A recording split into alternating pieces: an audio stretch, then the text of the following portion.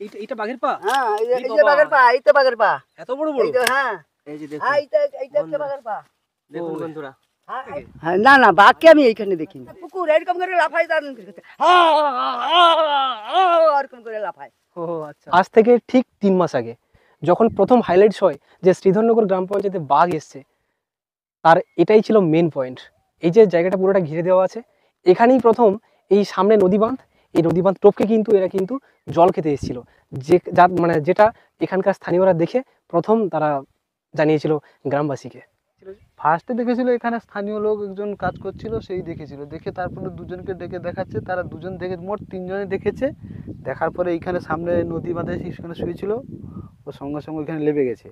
লেবে যাওয়াতে আর কেউ দেখতে পায়নি। পরে পায়ে পাউড়ি পাওয়া গেছে, পরে পাউড়ি পাওয়া যেতে অনেক দিন হয়ে গেছে। হয়ে যাওয়ার পরে ফরেস্টার এসে, আমরা অনেককে ফরেস্টারকে বলাতে হয়, ক্যামেরা বসানো হলো ছখানা ক্যামেরাতে। কোথায় কোথায় বসানো আছে ক্যামেরা? এখানে জঙ্গলে বসানো আছে, ওইখানে একটা বসানো আছে, ওইখানে একটা বসানো আছে, ওইদিকে ফিশারি বাঁধে বসানো আছে। এবার 6খানা ক্যামেরাতে ধরা পড়েনি। এবার কালকে আমরা গ্রামবাসী মিলে এবং ফরেস্টের টিম মিলে এবার জঙ্গল তল্লাশি করে আমরা দেখলাম যে নেই। এইভাবে আমরা আর কিছু চিন্তাভাবনা নেই। এবারে কি হয় ওদের জঙ্গলে কি বাঘের ছাপটা মিলেছে? না, কালকে কোনো ছাপ মিলেনি। শুকুর আছে? শুকুরটুকু তো থাকে সবসময় আমাদের এখানে। কত শুকুর আছে? ও বলা যাবে, বড় বড় শুকুর আমাদের এখানে জঙ্গলে আজকে থেকে প্রায় 5-7 বছর, আরো বেশি তো কম না। আমাদের যে ধান চাষ হচ্ছে, ধান চাষেও প্রচুর ক্ষতি করে দিচ্ছে ওরা। আমার নাম আজিজুল খান। কেনই বা এইসব জায়গা দিয়ে বাঘ ঢুকবে না বলুন তো? দেখছেন তো, আমরা যে ভিডিও করছি না, খুব মানে আতঙ্কের মধ্যে ভিডিও করছি, মানে এতটা আতঙ্কের মধ্যে ভিডিও করছি যেটা আমারও ভয় লাগছে। চলো, আর মানে দুজন আমরা একসঙ্গে ভিডিও করছি তো, আর পাশে আমাদের সঙ্গে কেউই নেই। আলটিমেট ফরেস্ট ডিপার্টমেন্ট থেকে বাধা দিয়ে দিয়েছে, এখানে ঢুকে কোনোভাবে ভিডিও করা যাবে না। তা সত্ত্বেও আমরা এরকমভাবে আমার নিজেদের প্রাণের ঝুঁকি নিয়ে আমরা ভিডিও করছি রেগুলার এরকমভাবে। চলো, ওইদিকে জাল ঘেরা আছে, যাই ওখানে গিয়ে দেখছি কি করা যায়। ওই একটা ট্র্যাপ ক্যামেরা লাগানো আছে ওখানে জাস্ট, মানে আমাদের টোটাল এখানে এই জঙ্গলে টোটাল হচ্ছে 6টা ট্র্যাপ ক্যামেরা লাগানো আছে। জঙ্গলটা আমি ড্রোন ভিউতে দেখানোর চেষ্টা করব, মানে এই জঙ্গলটা কতটা ভয়ঙ্কর একটা জঙ্গল এবং অসম্ভব মানে গভীর জঙ্গল। এবং এই জঙ্গলে মানে প্রচুর পরিমাণে মানে বন্য শূকর থেকে শুরু করে বন্য প্রাণী প্রচুর পরিমাণের মধ্যে আছে।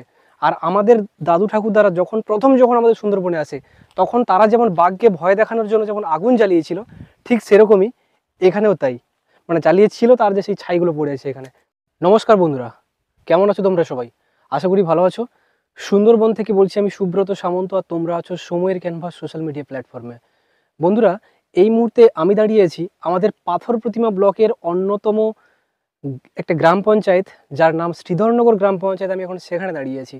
সেই শ্রীধরনগর গ্রাম পঞ্চায়েতের উপেন্দ্রনগর গ্রামের একদমে পূর্ব সাইড, যেখানে ঠাকুরান নদী, আর তার ঠিক মানে পূর্ব সাইড, মানে একদম পুরো কি বলবো, এই উপেন্দ্রনগর গ্রামের পশ্চিম সাইডে যে গভীর অরণ্য, মানে গভীর জঙ্গল, আমি সেখানে দাঁড়িয়ে আছি। শ্রীধরনগর গ্রাম পঞ্চায়েতের যে ভৌগোলিক অবস্থানটা সেটা তোমাদেরকে আগে বলে দিই। দক্ষিণে হচ্ছে আমাদের ঢঞ্চি ফরেস্ট অফিস। আলটিমেট এই যে শ্রীধরনগর গ্রাম পঞ্চায়েত, এটা কিন্তু ঢঞ্চি ফরেস্ট অফিসের আন্ডারে এটা কিন্তু কন্ট্রোল হয়। এই বদ্বীপের ঠিক পূর্ব পাশে হচ্ছে সুবিশাল এই ম্যানগ্রোভ, যেখানে আমি দাঁড়িয়ে আছি। তার পূর্ব পাশে হচ্ছে ঠাকুরান নদী, তার ঠিক ওপারে হচ্ছে কলসদ্বীপ, যার জন্য কলসদ্বীপ থেকে খুব তাড়াতাড়ি এখানে বাঘ বেরিয়ে আসার একটু সুবিধা হয়।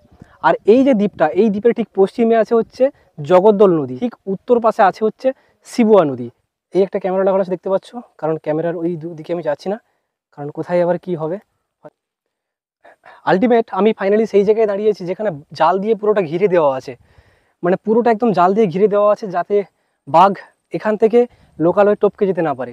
আর এই সাইডে দেখতে পাচ্ছি এখানে ট্র্যাপ ক্যামেরা লাগানো আছে, কারণ এই সাইডটা এতটা পরিমাণে বিপজ্জনক জায়গা যে আমি এই জায়গাতে দাঁড়িয়ে তোমাদের জন্য শুধুমাত্র ভিডিও করছি। সুন্দরবনের এই যে ঠাকুরান নদী, এই ঠাকুরান নদীর এই যে সুবিশাল জঙ্গল, এই জঙ্গলটাকে আলটিমেট কিন্তু ফরেস্ট ডিপার্টমেন্ট থেকে এই জঙ্গলটাকে কিন্তু রিজার্ভ একটা ফরেস্ট বলে হিসেবে ঘোষণা করেছে। কারণ ওই সাইড থেকে একদমই পুরো জালটা খুব সুন্দরভাবে ঘিরে দেওয়া আছে।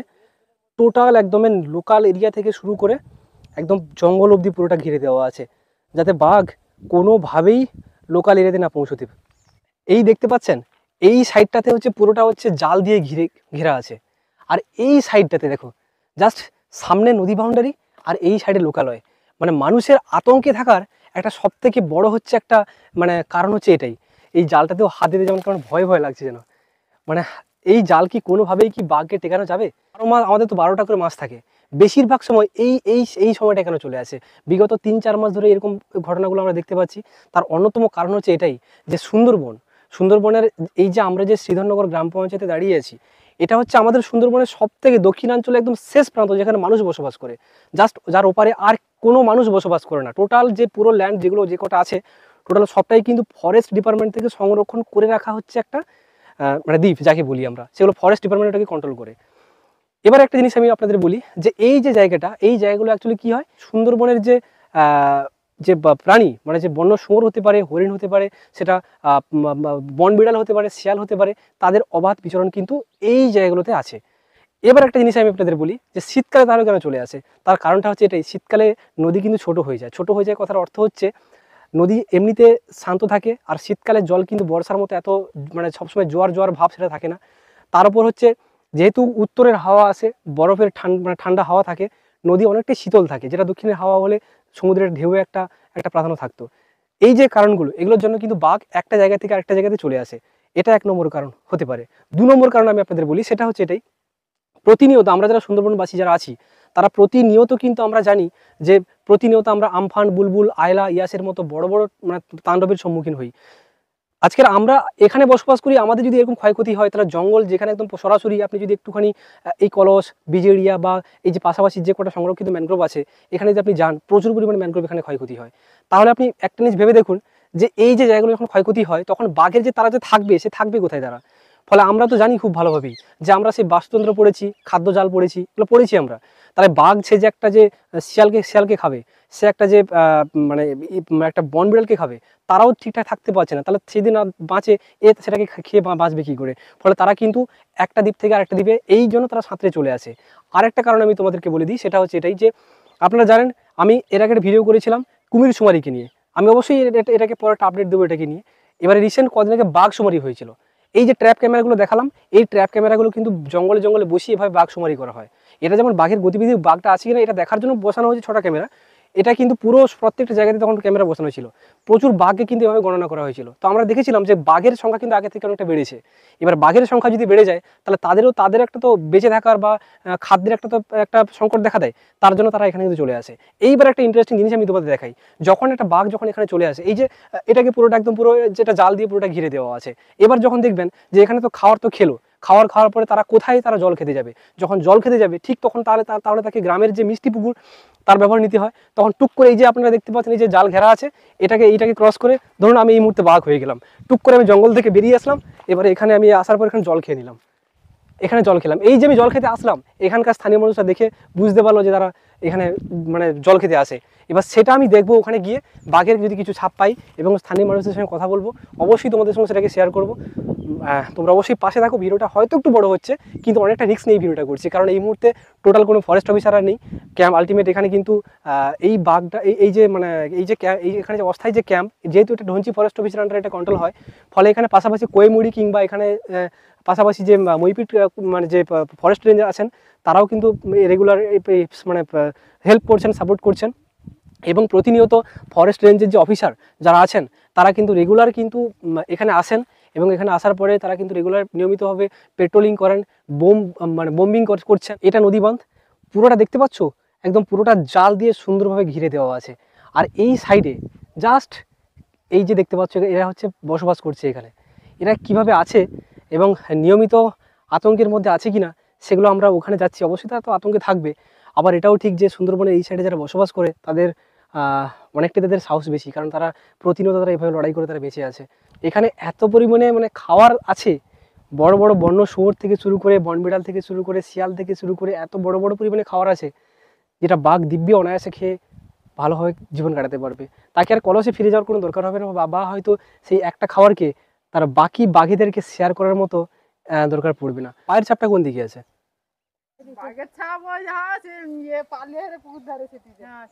মানে আরো ওইদিকে হেঁটে যেতে হবে, কিন্তু জাল যে এখানে দেওয়া আছে। জাল আছে, এবারে মানে কি জঙ্গলে যাব? আচ্ছা জঙ্গলে পাউড়ি আছে, শুকলা হয়েছে। আচ্ছা আচ্ছা, না না জঙ্গলে আমরা যাবো না। আপনাদের ভয় লাগে না? এই যে আপনারা আছেন, ভয় লাগে না আপনাদের? আমাদের কি হতো, নাই আইলে কি করবো, ছাগল গরু পালবানি? মানে এই রিস্ক নিয়ে যে যাচ্ছেন মানে এগুলো করার জন্য? দেখেছেন দেখেছি না, আগে দেখছিলিনি। আচ্ছা। আর সেখানকে লাফিয়ে সেখানকে চলেছিল, সেখানকে সেইখানকে যাওয়া যায় এরকম লাল চোখ, বড় বড় লাল চোখ। কটা কটা বাঘ ছিল?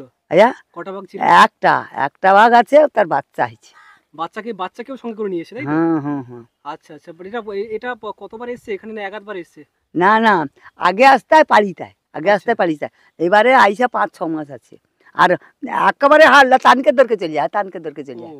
আমরা এখন আলটিমেট সেই জায়গাতে যেতে চলেছি যেখানে পায়ের ছাপ পাওয়া গেছে, মানে যেখানে হচ্ছে বাঘ রাত্রিবেলা জল খেতে আসে।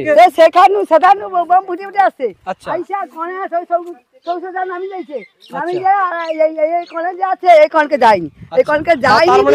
তার মানে তোমার দাবি কি? তার মানে ওরা কি সঠিক যেখানে বাঘ আছে সেখানে ওরা যায়নি? না যায়নি। আচ্ছা। আর আমানকে মন একদিন আসলো, আর কি পরশুদিন দিন আসতের আগে, হ্যাঁ। দিন আসতের আগে আসলো, মিটিং হয়ে গেল। আমানকে পাড়ার লোক ঝাঁপি পড়ছে ধানকের উপরে, ঝাঁপি পড়তে বলে থামো এরকম করে মিটিং করে পালিয়ে গেল। তারপরে আবার আইলো দিদি, পরশু 4 দিনে 5 দিনের পর দিদি আইলো, আইসা ওই সকালে ঝাঁপি লিয়া চলেছে।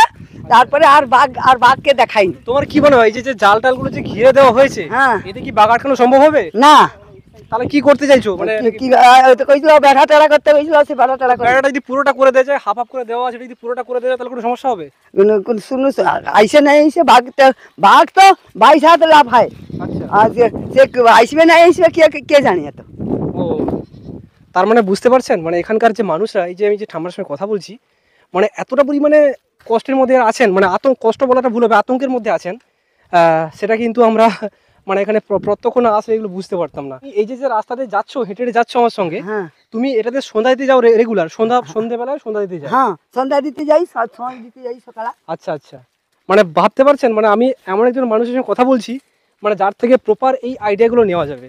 মানে অ্যাকচুয়ালি আমি যেটা বলতে চাইছি যে এনার বাড়ি কিন্তু জাস্ট এই পেছনে, আমরা যেদিক থেকে এলাম আর আমরা যাচ্ছি জাস্ট এই দিকটাতে যাচ্ছি, একদম সোজা এইদিকে হেঁটে যাচ্ছি। আর এই যে যাচ্ছি হেঁটে মানে মানে এটা দিয়েই এই ঠাম্মা কিন্তু রেগুলার কিন্তু সন্ধ্যেবেলা সন্ধ্যা দিতে যায়। তার মানে বাঘ কিন্তু বহুবারই দেখেছেন। এমনকি 3-4 জায়গায় আছে, ওইটা এখন দেখো এইসব ওইখানে আছে, তাই তো?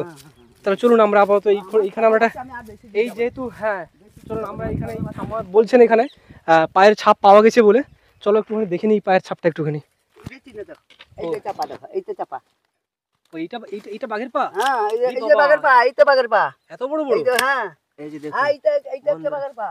দেখুন বন্ধুরা, হ্যাঁ, এইটা হচ্ছে বাঘের পা। বাঘের পায়ের ছাপগুলো এটাও বাঘের পায়ের ছাপ? হ্যাঁ। হ্যাঁ, এইটা বাঘের পা। ওরে বাবা, বিশাল বড় বাঘের পায়ের ছাপ তো। এইটা বাঘের পা, দেখুন, এই তো বাঘের পায়ের ছাপ। এইটা বাঘের পা, এইটা বাঘের পা। এগুলো হচ্ছে বাঘের পায়ের ছাপ। দেখুন, এই যে পুকুরে জল খেতে এসেছিল, এই যে বাঘের পায়ের ছাপ ঠাকুমা, রয়েছে। আচ্ছা, তুমি যে এখানে রেগুলার আসো, এইখানে কি তুমি দেখেছিলে বাঘটাকে? হ্যাঁ, না বাঘকে আমি এইখানে দেখিনি। বাঘকে না রাত সন্ধ্যাবেলা আমি কীর্তন করতে যাই না, আচ্ছা। আমি ঠাকুরের কীর্তন নাম করতে যাই, হ্যাঁ। রাত্রিবেলা আইসিছি, হ্যাঁ। বড় বড় বেল চোখ বাড়তিছে। তারপরে চোখার পড়ি যে সকল লোক ছুটি আসে, এই যে বাঘের চিহ্ন দেখছো তো? হ্যাঁ, হ্যাঁ, এই যে হ্যাঁ, বাঘ। এইটাই তো। হ্যাঁ, ছাপ দেখা যাচ্ছে তো। হ্যাঁ, তখন ইচ্ছামিছি কয়াল যে বাঘ নাই, কয়াল তো পালিছি। কিন্তু বাঘ আছে তোমার? বাঘ আছে, বাঘ আছে। আচ্ছা আচ্ছা আচ্ছা, ঠিক আছে। প্রত্যেক দিন হ্যাঁ। কুত্তা হা হা করে লাফি পড়ে 5-6টা করে। কেমন লাফাই? মানে কুকুর? হ্যাঁ, কুকুর এরকম করে লাফায়, দারুণ করে এরকম করে লাফায়। ও আচ্ছা। আমি এখন দাঁড়িয়েছি তমলুক পাড়াতে। ঠামার বয়ান অনুযায়ী এটা তমলুক পাড়া। আর তমলুক পাড়াতে আমি তোমাদের আগেই বলেছিলাম যে ওটা যদি নদী বাউন্ডারি হয়, তাহলে বাঘ যখন তার বনের তার খাবার খেয়ে তৃষ্ণা মেটানোর জন্য সে মিষ্টি জল পায় না এই ম্যানগ্রোভ ফরেস্টে, তখন তারা কি করে, গ্রামের যে মিষ্টি পুকুর সেগুলোকে ব্যবহার করার চেষ্টা করে। আর ঠিক সেটা যখন পেরিয়ে আসার পরে সেটা বাঘ যখন জল খেতে আসে, বাঘটা জাস্ট ওই দিক থেকে নেমেছিল। আর এই হচ্ছে সেই পায়ের ছাপগুলো যেটা তোমরা দেখেছো। মানে আমাদের মানে কি বলবো, মানে ভয় লাগছে খুব যে এরকম একটা জায়গায় দাঁড়িয়ে ভিডিও করছি। রাত্রিবেলা কুকুর বাবাচ্ছে, হ্যাঁ। আমরা 6টা 6:30টার মধ্যে হ্যাঁ। আমরা বাড়িয়ে দেখতেছি বাঁধেরপুরে, ওখানে বাঁধেরপুরে বসে আছি। আচ্ছা, এবার আমাদের অত দূর থেকে লক্ষ্য পড়ছে লাইট মেরে। বাড়ি কোনটা আপনার? এইটা। ও, এই বাড়িটা? হ্যাঁ। তার মানে একদম আপনার সামনে থাকেন তাহলে? হ্যাঁ, আচ্ছা। বাড়ি ওইখানে বাড়িয়ে লাইটটা মারছি, লাইট মারতে ওই বসে আছে বাঁধেরপুরে, দেখা যাবে দুটো লাল লাল চোখ। আচ্ছা। এবার যা লাইটটা মেরে দিচ্ছি তা ওই ভিতর পাশে লেবে যাচ্ছে, ভিতর পাশ থেকে লেবে যাচ্ছে। তার ঘরেতে কেউ নেই, আমি আছি, আমার বৌমা আছে, আর আমরা ভয়ে বাড়াইনি, ঘরে দিয়ে পালিয়ে গেছি ঘরকে। তারপরে দিয়ে আমার ছেলে দোকানদারে ছিল, তাকে ফোন করতে, তারা সবাইকে বলা বলি করতে, তারপরের দিন পুলিশটা ফরেস্টারটার সব আসছিলো। আচ্ছা। এসতে মানে ফরেস্টারের লোককে এখানকার গ্রামবাসীরা আটকিয়া রেখে গোটে মিটমাট করলো যে তোমরা বাঘ ধরনি, আমরা দিনের পর দিন বাড়াতে পারছি না, ঘর থেকে কেউ কাজকর্ম করতে পারছি না, আমাদের গরু ছাগল কেউ বাইরে রাখতে পারছি না। রাগারাগি করতে ফরেস্টাররা তারপরে একদিন পরে লোকজন নিয়ে এসে তাড়ালো। তাড়াতে এখন খুঁজে পায়নি, মানে প্রচুর বিরাট জঙ্গল তো, এবার যে দিকটায় বাঘ থাকে সেদিকটায় কেউ উঠতে পারেনি, প্রচুর কাঁটা, কেটকি কাঁটার বন, সে বনে কেউ ঢুকতে পারেনি। কি চাইছেন আপনি এখন?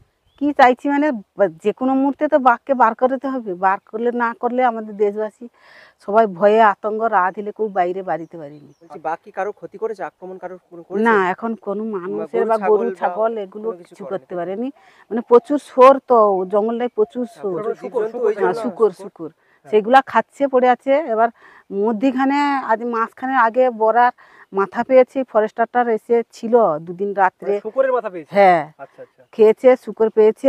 আলটিমেট আমরা আরো একটু ভেতরের দিকে ঢুকে যাব, কারণ আমি যেটা ফিডব্যাক নিলাম যে এখান থেকে বাঘ একদম অনেকটা দূরে, মানে একদম সেই যে আমাদের যে মেন যে এরা তো নদী বাউন্ডারির পাশে এরা বসবাস করে, আর ভেতরের যে সব ওই যে ঘরগুলো আছে লোকে নাকি লঙ্কা বাড়িরই ক্ষতি করে দিয়েছে বাঘ।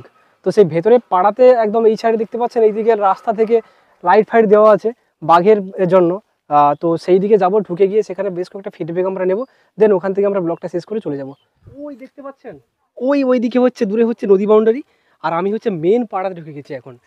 এই এখানে কি বাঘ চলে আসে? এখানে হ্যাঁ, এখানে চলে এসেছিল? এখানে চলে এসছে, ওই তো সামনে এসেছিল, এই যে এই যে বড় যাচ্ছে এখানে এসেছিল। মানে কি কি ক্ষতি করেছে, কি ক্ষতি করেছে? কি বলতে ওই যে শোর খেয়েছে। সোর মানে শুকর? হ্যাঁ হ্যাঁ হ্যাঁ, আচ্ছা, শুকুর শুকর শুকুর খেয়েছে, হ্যাঁ আচ্ছা। শুকুর খেয়েছে। তারপরে ওই যে লঙ্কা গাছ বসিয়েছে ওখানে এসছে, ধান চাষ করেছে সেখানে চটকেছে। কারো কোনো ক্ষতি করেনি তাহলে? কোনো মানে মানুষের কোনো ক্ষতি করেনি? মানুষের এখন কোনো ক্ষতি করে না। রাত্রে খুব চলাফেরা খুব কষ্ট, মনে হয় সবাই ভয় পায়। আশ্চর্য লাগছে এই কারণে, কারণ আপনাদের নদী বাউন্ডারিতে এখান থেকে প্রায় 8-10 মিনিট দূরে। হ্যাঁ, সেখান তবু থেকে- এই যে এখানে পায়ের ছাপ, এই যে সামনে বড় এখানে পায়ের ছাপ, ও, ওখানে এত বড় বড় পায়ের ছাপ, আমরা নিজেরাই দেখেছি, সবাই দেখেছি। মানে আমরা যখন লকডাউন পরিস্থিতিতে ছিলাম, ঠিক সন্ধে হলে যেমন আমরা সেই কারফিউ জারি করা ছিল, আমরা বাড়ির মধ্যে ঢুকে যেতাম, ঠিক এখানকার এই মুহূর্তে সেই পরিবেশটা কিন্তু সেরকমই। আপনার নাম? আরতি বালাই। দেখেছেন বাঘ? দেখেছেন? মানে এই দেখেননি বাঘ? বাঘ দেখেছেন? বাঘ দেখেছেন? আমি বাঘ দেখিনি, যাই তার মানে এনারা দেখেননি। ওই কাকিমা দেখেছেন, কাকিমা দেখেছেন এবং বলছেন, পুরোটা ফিডব্যাক দিলেন। যাই হোক, তো এই হচ্ছে ব্যাপার। তো আজকের আমাদের সারাদিন এই জার্নিটা ছিল এটাই। আমরা আলটিমেট বেরিয়ে যাব এখান থেকে। বেরিয়ে যাওয়ার আগে তোমাদের এই ছোট্ট ইনফরমেশন তোমাদেরকে দিলাম। কেউ কেউ ক্যানিংয়ে যায় বাঘ দেখতে, অনেকে আছে বাঘের পায়ের ছাপটুকুও দেখতে পায় না। আর আমরা আজকের এখানে আসার পরে পুরোটাই দেখলাম এবং এই মানুষের কাছ থেকে এদের মানে এখানকার এলাকাবাসীর কাছ থেকে ফিডব্যাক নিলাম যে সদ্য এবং কি বলবো একদম শক্তিশালী বাঘ, যেটা আপনারা চিড়িয়াখানাতেও দেখতে চান সেই দুর্বল বাঘের দেখা পেতে। ফলে বুঝতে পারছেন আমরা কোন জায়গায় দাঁড়িয়ে আজ ভিডিও করলাম, মানে ভীষণ একটা সিরিয়াস কন্ডিশনের মধ্যে ভিডিও করলাম। সো তোমাদের জন্য এত কিছু সম্ভব। সুন্দরবনের ছেলে আমি সুব্রত সামন্ত, তোমাদের সঙ্গে দেখা হচ্ছে নতুন কোনো একটি ভিডিওতে নতুনভাবে। ততক্ষণ তোমরা ভালো থেকো, সুস্থ থেকো, বাই বাই। কতটা গুরুত্বপূর্ণ ছিল